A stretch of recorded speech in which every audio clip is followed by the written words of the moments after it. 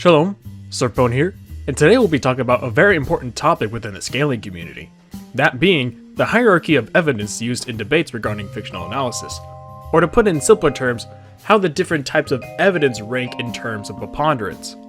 This topic is commonly brought up in regards to feats versus statements, which I'm here to say has no single answer, as it gets complicated the more you look into it. And especially when you realize that context is everything, this becomes very apparent that either or isn't inherently above the other. I'd also like to say that if anything in this video seems obvious, just remember that some of these videos are more so aimed at newcomers to power scaling, and to a lot of really regressive people that use the feats over statements argument to tier things dishonestly. So without further preamble, let's get into the video proper with the types of evidence that we'll be talking about. The first type of evidence we'll be talking about are feats. A feat, as described by Cambridge Dictionary, is something difficult needing a lot of skill, strength, courage, etc. to achieve it. To summarize how the term feat is commonly used within the scaling community, would be when a character actually does something on page or on screen. So for example, when we see Goku and Beerus clash and nearly destroy Universe 7 on screen, that itself is a feat. Contrary to popular belief, things said to describe a feat are not the same as the statements we'll be talking about later. So when we have the narrator and Supreme Kai explain that Universe 7 will be destroyed, they are more so simply describing what is happening via speech. In the community, feats are commonly held at the utmost importance for power scaling, as we see what happens first person and thus aren't typically subject to being wrong like a statement can be. However, this is also a feat's greatest limitation, as feats of any higher tier than Multiversal Plus or destroying infinite universes can be troublesome without some form of exposition. This limitation is often seen being coped and complained about by people on regressive sites, where they will often whine saying that higher dimensional characters can only break rocks or something to that effect. The issue here is that obviously with a more in-depth reading, you will figure out that those rocks are just bigger than universes. Another common occurrence with feats is something my scriptwriter for this video, Hashi, has dubbed the Batman effect. This is when you have a character that seemingly only fights normal humans, i.e. Batman in this case, but in other instances is shown reacting to, and in some instances competing with superpowered and otherworldly members of the Justice League.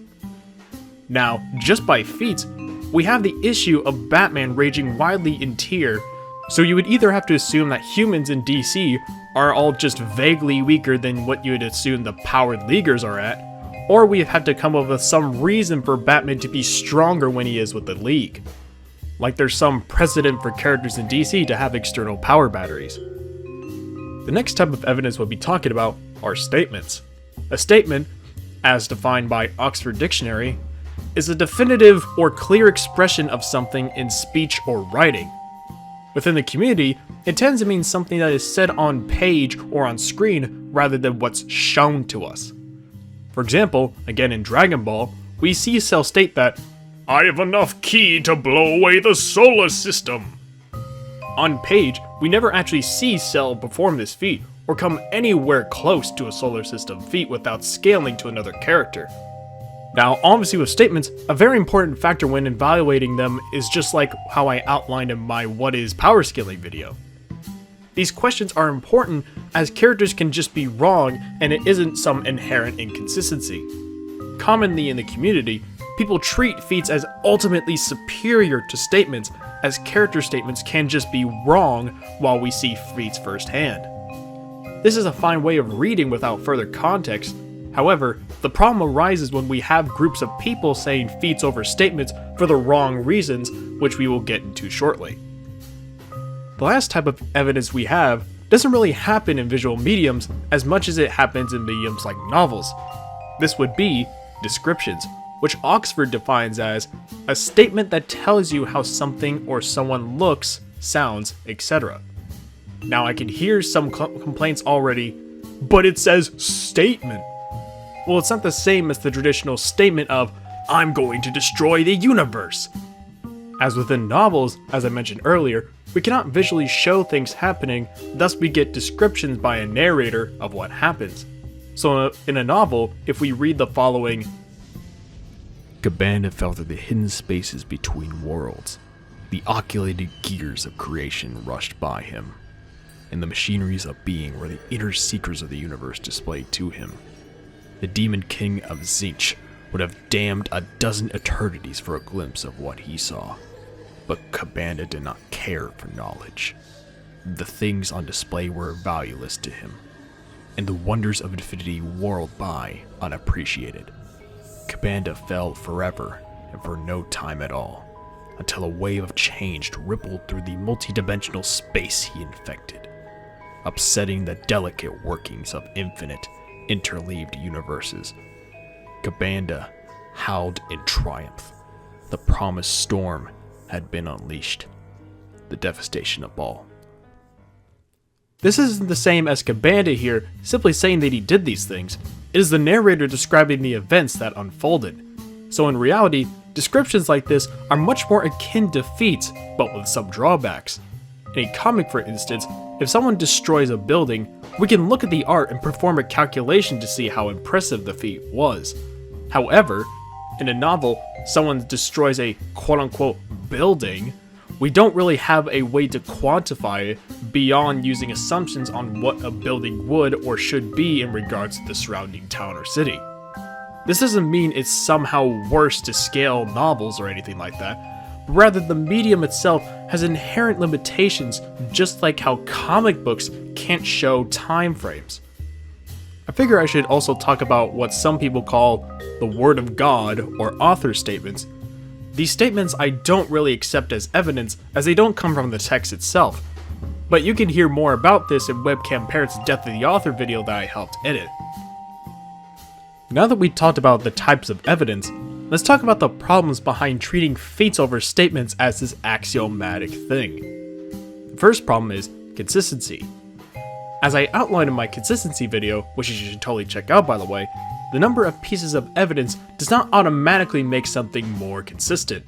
So for example, if we have statements of this character decimating planets, but when he shows up to Earth, he's only really showing country level feats, we don't just throw out all these planetary statements.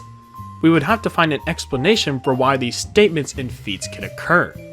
Now, obviously, these statements could be hyperbolic, but then that asks the age-old question. Well, how do we even know if a statement is hyperbolic? Well, does the country level feat contradict planetary as a tiering for the character?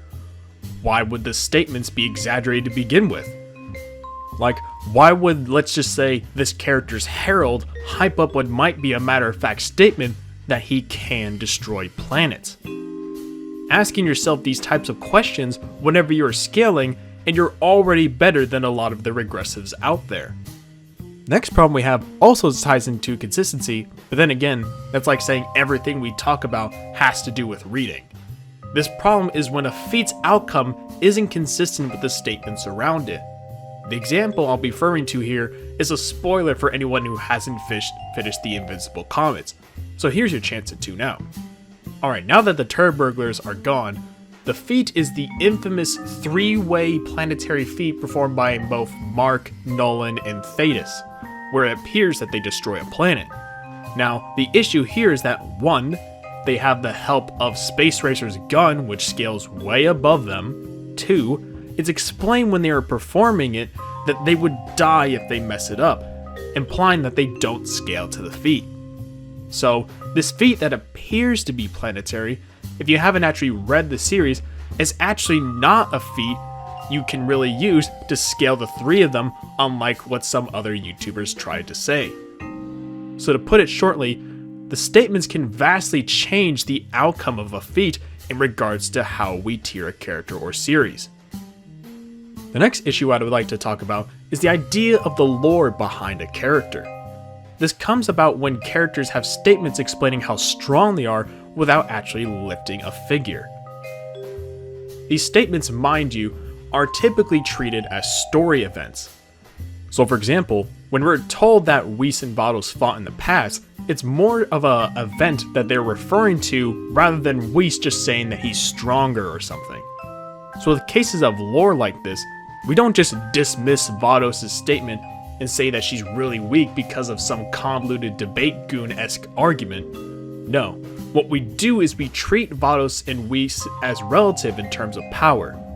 So with the lore of a character, we can evaluate the statements that they make or have, and then come to an interpretation of how strong they are without them ever really lifting a finger. The last issue I'd like to present is the idea of cinematic timing, especially in regards to visual media like movies, anime, or cartoons. By cinematic timing, I'm referring to the idea that we actually watch the series with a different scale of time than what actually occurs within the show. This idea exists to help better justify why characters seem to state that in 5 minutes the planet is going to explode, but for us, 3 hours pass. Because in real time, their battle is actually recurring within said 5 minutes, but they're moving so fast that in order for us to even comprehend or perceive their battle in full, they would need to stretch out the fight to being way beyond 5 minutes, and in a sense, slow it down. Kinda like how Zeno in Dragon Ball Super had trouble perceiving the fight with Dispo, and the Grand Priest had to modify the God Pads so that it actually be able to perceive him. And speaking of Dragon Ball Super, the Tournament of Power in Dragon Ball lasted way longer than just 48 minutes than it's supposed to in universe. And if we go by just Feats and ignore the numerous statements that the tournament only lasts be like 3 episodes of anime, then we would have an inconsistency. Meanwhile, if we just use the statements, then it also supports the interpretation that all these characters are massively faster than humans. So 48 minutes to them would be a very long time. This example may have some of you saying, "Hey, isn't this a bit ridiculous?" But we can extrapolate this idea to any feat which is made more impressive with statements. All in all, this example is mainly here to show that a feat only mentally limits your room for interpretation. Now I know what some people are probably thinking right now, that is, how do we know what tops what? And the answer to that is the same to most power scaling questions. It entirely depends on what is the most consistent explanation. So for example, a character can have statements about their feats that are totally overblown or given from third-hand accounts that might be thrown out. Or the opposite could also be true with a character that is stated to be able to do things that would eclipse their actual feats and be consistent. This is why we don't take feats over statements as the axiom, or this thing that is always true. I'm sure if you've been watching my videos, you would have noticed that there is this trend for consistency to be the root of what to do, and that isn't unintentional. That's why I think the consistency video was a very important video to make, just like the tiering system video, which will be coming out sometime in the near future, along with some streams which I plan on doing more in the coming eons. But until then, thank you all for watching, and class is dismissed.